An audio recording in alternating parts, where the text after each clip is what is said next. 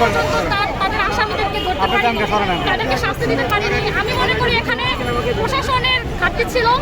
তারা তাদের কর্মকাণ্ডের ক্ষেত্রে সেইভাবে গুরুত্বই চায়নি।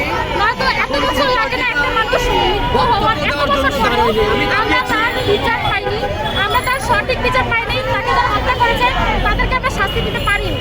আমরা এমন একটা রাষ্ট্রে বাস করি যেখানে একটা মানুষ মৃত্যু 29 বছর পরেও মানুষ হত্যা করা যাচ্ছে, তার হত্যার বিচারের জন্য।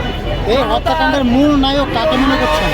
আমি যতটুকু জানি হত্যাকাণ্ডের সাথে যারা জড়িত ছিল তাদের মধ্যে প্রধান আসামি হচ্ছে সালমান শাহ ওয়াইফ, যারা জড়িত আছে ডন, আরো এরকম অনেকেই আছেন যারা এই হত্যাকাণ্ডের সাথে সরাসরি জড়িত।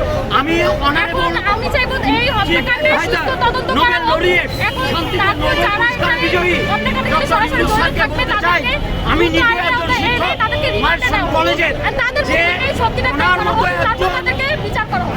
আপনাদের কাছে আমার একটাই প্রশ্ন যে যারা এই হত্যাকাণ্ডে জড়িত তাদেরকে কি বিচার করা হোক? অবশ্যই ফাঁসি। বিচার পাই নাই, আমরা সেই ফাঁসি দাবি এখানে।